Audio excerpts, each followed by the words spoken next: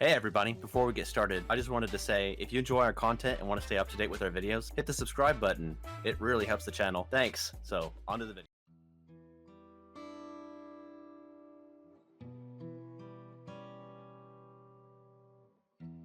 After quite some time passes, you head back to the Moblin village and speak to Elector Roderick. They have not seen Wuk Lamat since you last left the village together. While asking more questions, Koana walks into the room and you explain the situation. He is immediately in a panic and asks how you could let this happen. Urianger suggests that he calms down and that his energies are best spent finding his sister rather than assigning blame. Koana then offers his help in the search. Everyone sets off in pairs to cover more ground. You and Koana decide it's best for you to both work together to communicate between the two teams. After some investigating, you hear tales about a local bandit group. Koana dresses as a traveling merchant and baits these bandits into attacking him. In this group is the pink-haired man from earlier. After getting more information, you follow a shady-looking Mumble Jaw. The Mumble Jaw leads you back to your docked boat, and from a distance, you can see him sabotaging it. The culprit is then picked up by another boat and escapes before Koana can reach him. Frustrated, Koana sends Thancred to give chase. Before he goes, Thancred lets him know that this will hurt his progress in the right, but Koana does not care about the throne if it means losing his sister in the process. Thancred smiles approvingly and gives chase. Koana believes he recognizes the Mumble Jaw as one of Bakul Jaja's minions. He summarizes that Bakul Jaja most likely hired the bandits to kidnap Wuk Lamat so that they could steal her keystones. He is upset that someone would take advantage of Wuk Lamat's trusting nature and ambush her. Koana is in a rage, but you try to calm him down. He snaps back at you, then realizes that you're only trying to help. Forgive me. Snapping at you won't get my sister back.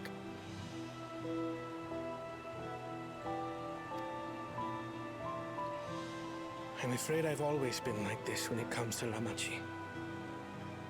The thought of her being in danger sends me into a panic. But isn't that how families should be?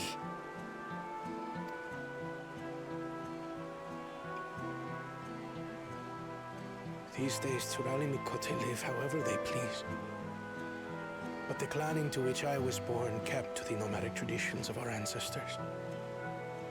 They herded their own neck across the plains, always moving with the seasons. During one such migration, my birth parents left me behind. A child. All alone. Without a single word of explanation.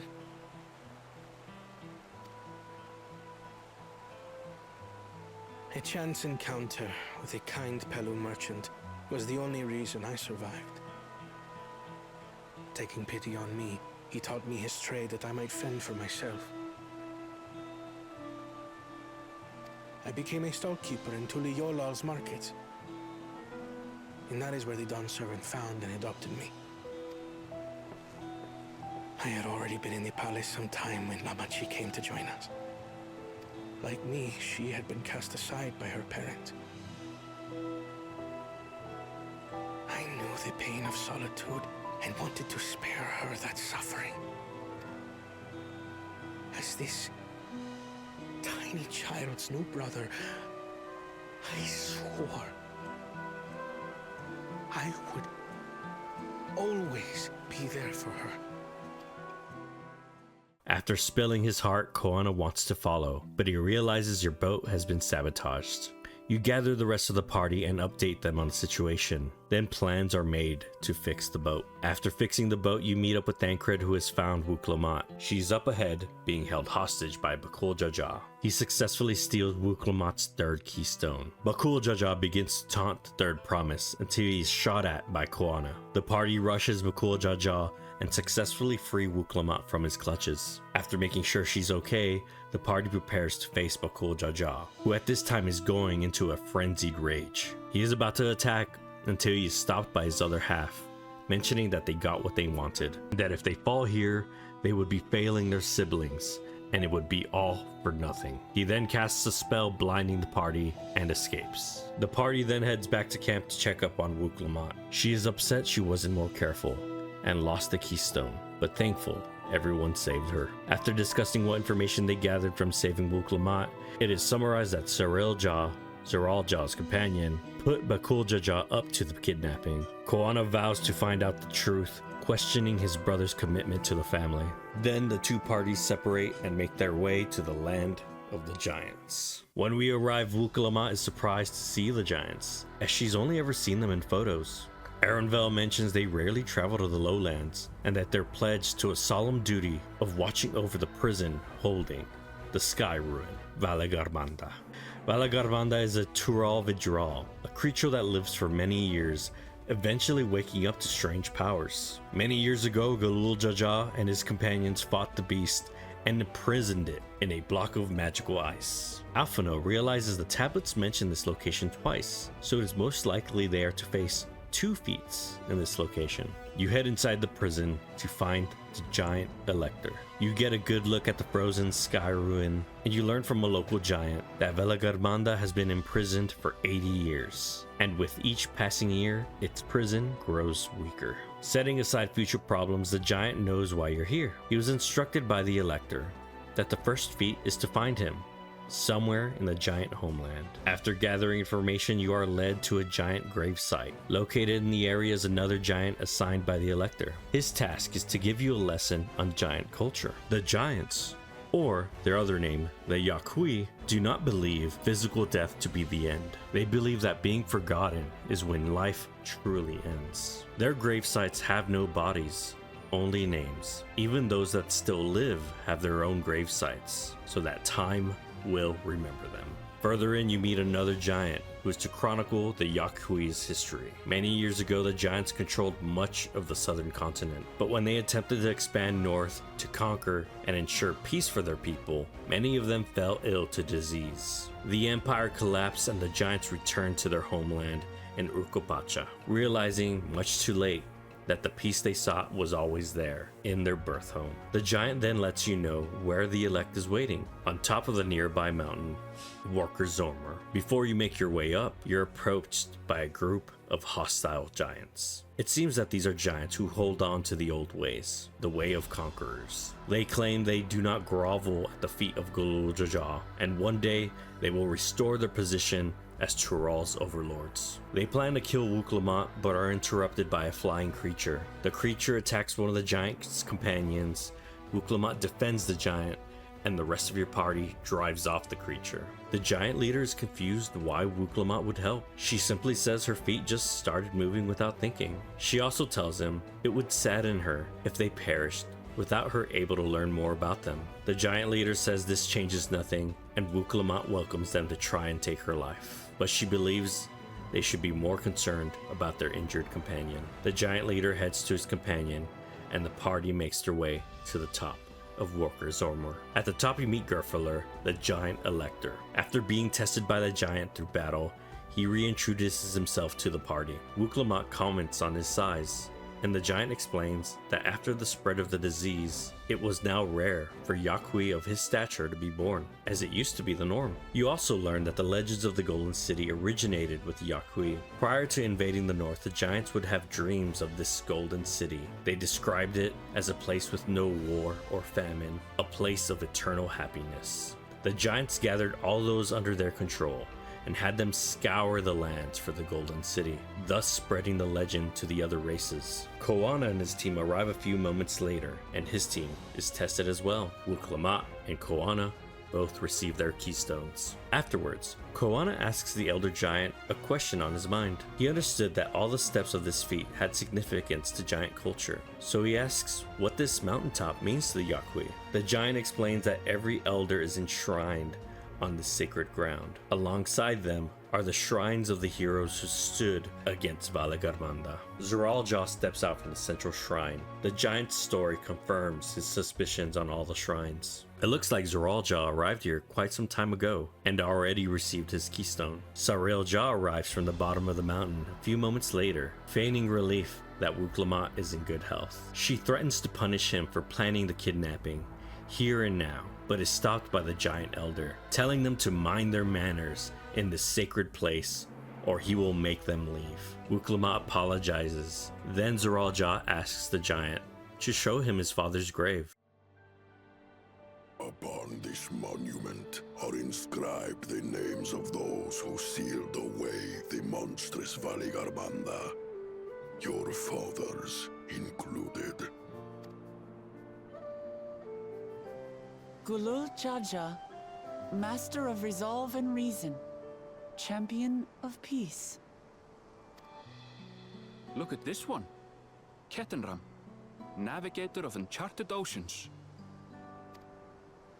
Ketenram, the Laminsan explorer. Does this mean he joined Gulul Jaja on his travels?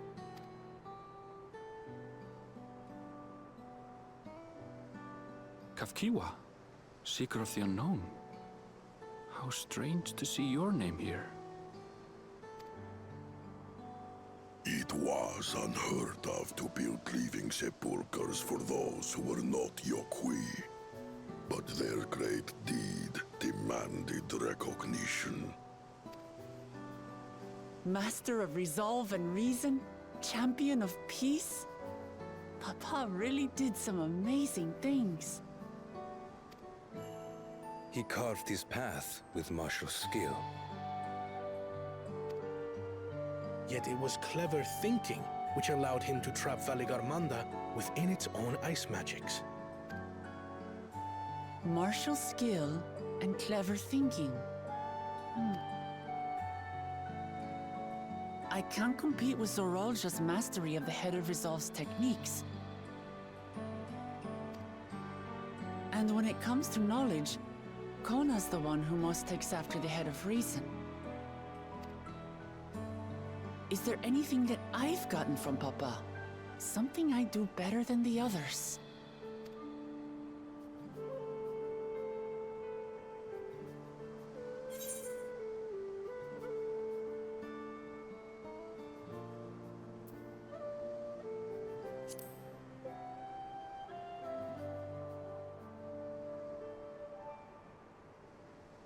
Of course.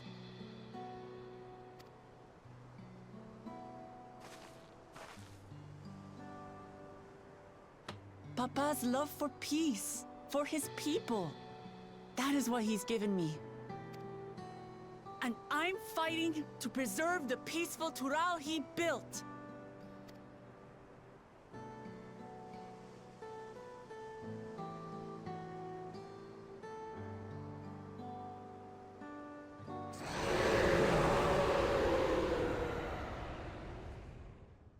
The claimants gained inspiration from the sight of the grave, but then suddenly, a screech shatters the sky. Alphino calls you via Link Pearl and warns you that Valigarmanda has been freed. You head back to the prison, helping injured villagers on the way. When you arrive, it is obvious now that the ice prison is now gone, with the flying serpent missing. You gather more information from the guard and he explains what happens, triggering an echo of the events. In order to sow chaos during the Rite of Succession and get ahead, Bakula Jaja used his abilities as a blessed sibling and undid Valigarmanda's ice prison. Wuk Lamat is horrified how far the siblings would go. She vows to stop the Sky Ruin and asks for your aid. You agree and begin to chase down Valigarmanda. Using Aaronville's tracking expertise, you follow the creature to Wokor Lador. The location has a high concentration of crystals. You gather that it is trying to replenish its strength after 80 years. Before you enter, you're stopped by a hostile faction of giants from earlier. The location is sacred ground to the giants, and they would not have you defile it. While arguing, Koana's party arrives, along with Zoral Ja's. The giants don't believe you would be able to defeat the beast, so does not want to let you pass. Zoral Ja is about to dispatch the giants himself, but Wuk Lamat stops him, yelling that we do not raise arms against our people. The giant that was injured earlier speaks up, commenting on Wuk Lamat's will and resolve. The giant leader agrees that they still owe her a debt from before and let her pass. He says that the debt is repaid, but he still does not consider himself a part of the Tuliolal nation. Wuk Lamat nods in agreement and says that they can talk more after the Rite of Succession. Koana tells Zoral Ja how relieved he is that his brother still cares about the safety of their people, rather than focus on the right of succession. Zoral Jah replies that the people are the foundation of the nation, and the weaker each stone, the more likely they will all crumble. Koana smiles, but then it fades away when Zoral Jah describes the people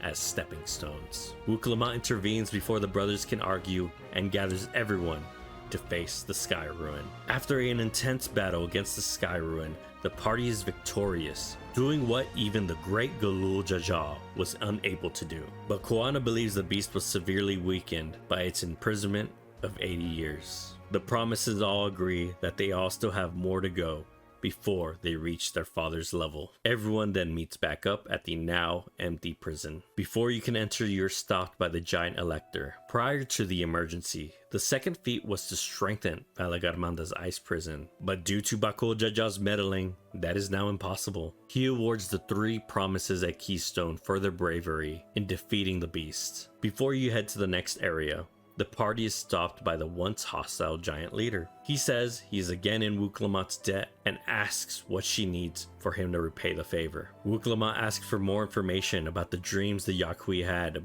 of the Golden City. You learn that the giants that dreamed about the city all came from a certain location in the forests of Yoctel. After the giants moved to Urkopacha, they stopped having the dreams. Yoctel is the location of the last 2 keystones, and the party decides they will investigate this further when they arrive. Arenvel suggests everyone head back to Tuliola and get some much needed rest before the next feats. While resting in your cabin, Wuk Lamat arrives at your door. She asks you to meet her at one of her favorite locations in Tuliola. In an area up above the city, you and Wuk Lamat reminisce on the journey so far. She builds up the courage to thank you and your friends for all your help and for guiding her, as she now knows what type of leader she wants to be and learned what it means to be a leader of her people in such a short amount of time, thanks to you.